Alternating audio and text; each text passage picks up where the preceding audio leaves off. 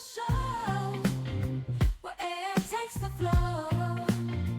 Lee and Rich on the mic. Welcome to the AI Guys podcast, where we make artificial intelligence easy to understand for everyone. I'm your host, Lee Dixon, and today we are continuing our live build mini-series, Tech Time with Thomas, with our head of product here at Rhea, Thomas Hall. Thomas, what are we building today? Hey, Lee. So here's the issue. I Tell me own a about it. small HVAC business. Oh, It's congrats. just me. My brother-in-law usually answers the phone for the incoming calls when I'm crawling around in somebody's ducts. But ever since I beat him last fantasy football league, he's not answering like he should anymore. So I'm losing a lot of potential leads and delaying service calls. So what I'd like to build is a no-code agent right in the Rhea Launchpad that is able to take my calls, kind of filter and scan which ones are or need immediate follow-up, and will email me or text me right after the call to let me know all of the details. So I'm not losing anymore. Now, Thomas, you've known me for a really long time. How would I build something like this as not being a technical person at all? I'm glad you asked. Let me show you. All right. So here I am sharing my screen. We're going to go right in to create a new agent. Now this one, a lot of these roles of the agents have some actions happening in the back end, and this one could be handling support. It could be handling sales. So I'm going to assign it just a general assistant role. Next, we'll just fill in some of the mandatory names. So we'll call this answer agent. Copy, and copy. Move on through. I won't do the instructions yet. I always kind of like to do that in the view where I can see the full list of instructions. Sure. With past builds, we haven't really worried about policy packs or guardrails because our last one was an internal agent filling a very specific function. No one was talking to it on a text message or an email or on the phone. Right. Now, with this one, I am going to add a couple of our standard ones. Of course, people can always build out their own or take our standard ones, create their own from it, and modify it. But I'm just going to throw on the global policy and global content guardrails. I'll show you kind of what those auto-fill in the instructions after we create it. And the nice thing is this is a no-code agent because it has a large amount of functionality, but we've consolidated it and distilled it down into very friendly-looking skills. So for this one particularly, we're going to need the voice skill, and we're going to need the notifications skill. Technically, if you wanted it to text or email you, you don't need the SMS or email skill for that. That's if you want it going outbound to somebody else. Okay. So we can continue to our next step, and we're done. Our agent's built. Okay, so the next thing we'll do is go in to train, and let's flesh out the instructions. So here we have our global policy packs already in line. It basically just says some of the basic ones of, be ethical, don't give legal, medical, financial advice, and so on. But the main thing we're going to do here is actually not do these instructions. These instructions are for your core agent of SMS and email and live chat. With voice, it's a little different. So we're actually going to head back into our skills, and we're going to go straight to our voice app, our voice skill, and start setting that up. First thing we do is pick a country and type in an area code, and we have a phone number. We want to tell it what the first message. So when somebody calls in, what's the first thing the agent says? I have a prepared one here that just says, thanks for calling Northwind Comfort, my made-up company. I'm Tom's AI assistant. He's busy right now, probably crawling around in some ducks. How can I help you? Now, with that, it really depends on you whether you want to have it come right out and say, hey, I'm an AI agent, or if you want to say, hey, this is Sure. Samantha, Thomas's AI agent. Whatever you feel most comfortable with and your customers will feel comfortable with. And then down below in the system prompt, this is where you want to put your instructions specifically for your voice agent. So again, I have a whole bunch already typed out and tested here. So I will paste those, and you'll see much of this is really just, you're a voice agent for Northwind. Your primary role is to identify the caller. So the first thing we do is ask for first and last name. We ask if there's a better callback number or the one provided. We want to verify that info and then get some details. So we have all of that in here. We'll stick with 5.2 instant.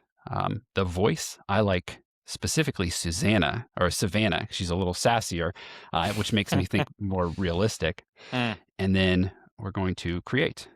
So this will allocate the voice agent, create the number for them, save the instructions. Everything will be built out and done here. All right. So yeah, the next thing I want to do is pop over into my document section and upload something. So I have my nephew who created a website for me, and on there is FAQs with my business hours, business location, areas I service with my business. I want to bring that information in without copying it and making it look strange and cluttering up my instructions. So I'm going to go in and I have a little FAQ document, TXT document he gave me. So I'm going to upload that. That'll go right into the vector store for the agent. So it has that information now. Nice. Okay, so that's everything for our voice skill. That's now set up. So now we want to go back to our scoring skill. So in here, with every conversation, we automatically score and summarize the conversations. We provide some default instructions in here, but again, they're very generalized and vague.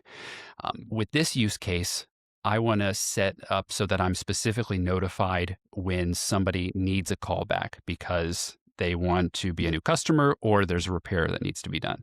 Sure. So I have a set of instructions, again, that I've prepared that I will pop in here. And the main idea here is that we're scoring them 1 to 10, but scores above 7. So 7 and above are the ones that I really want to be notified about. Anything below that, I'll still be able to come in here. I can view them in Copilot. I can view them in the conversations tab. I can still see all those other conversations, but I want to get emailed right away Sure. if it's a hot lead.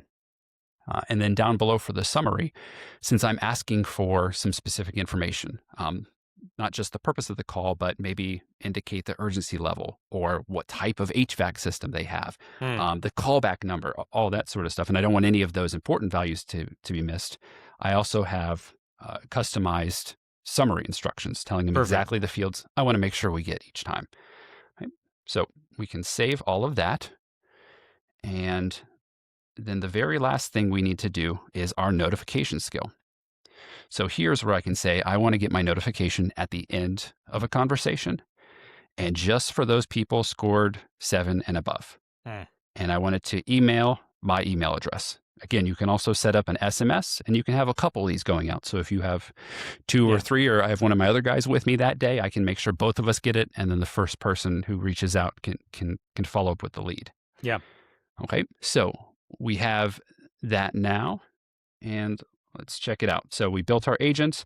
We set up our voice skill, gave it a phone number, set up very specific scoring and summarization instructions, set up notifications, and we're done. So now we just kind of need to test it out to see how it works. So let me get my phone. Type in our agent's phone number.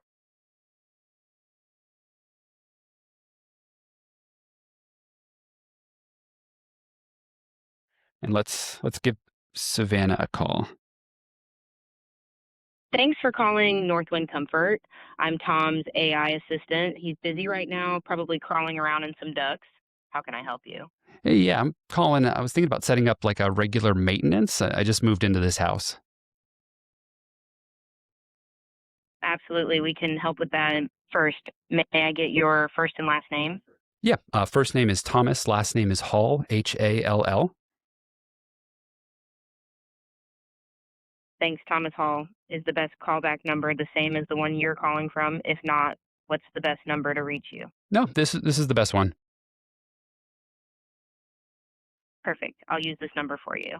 And just to make sure I've got everything right, like that's Thomas Hall calling to set up regular maintenance for the home you just moved into. Before I pass this along to Tom, is this for air conditioning, heating, or a full system maintenance plan for both? Yeah, it's a full HVAC system. The house was just built in 2019, so it shouldn't need too much. I just want to make sure I'm taking care of it the right way. Got it. That makes a lot of sense, especially with the 2019 system.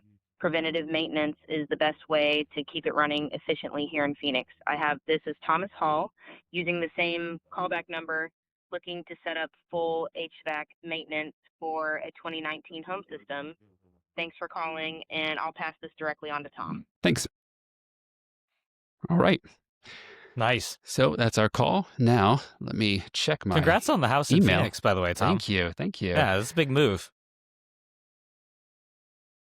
I don't know if it's hot or cold there. I think it gets real hot, and I think it gets real cold. Mhm. It's the desert. Yeah. So let me bring up that email. All right. So I grabbed the email, and here it is right here. Subject is conversation ended. And I've got all of the details, the user's information, phone number, email, name, all of that already associated. With a call, since I'm a user already in the system, it knows the email. You wouldn't normally have that, but it will always grab the phone because it was a voice agent and they Right. called in.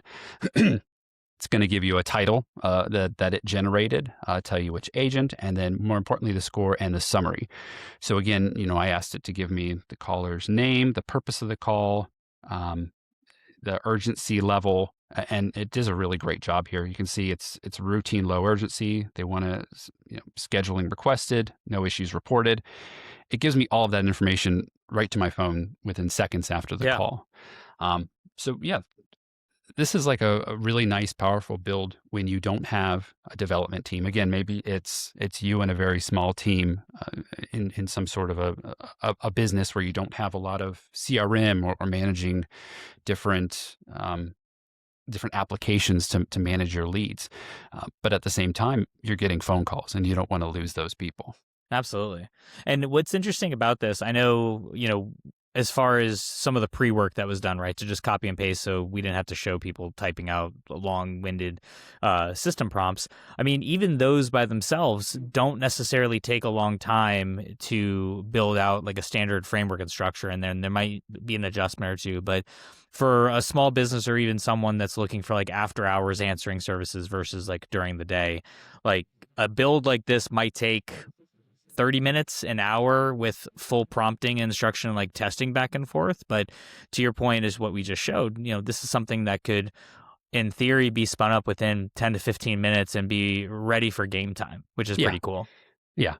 Obviously, there's some polish added to these videos, so you don't have to waste time watching me try different prompts. But as you said, I mean, there's a lot of tools baked in right here, where if I even just gave it something as little as your assistant to my HVAC, take calls, get names and info, and then asked it to optimize with AI, we're going to run that through and try to flesh it out into a really nice system prompt that isn't going to be perfect, but it is a good jumping off point. And to your point, yeah, there's definitely testing back and forth. For instance, the instructions that I generated and tested with initially, she kept asking and reiterating and saying, all right, let me make sure I got your name right, Thomas Hall. And she asked me that maybe 2 or 3 times. So I had to go through and I realized like, wow, I'm really hammering home that she needs to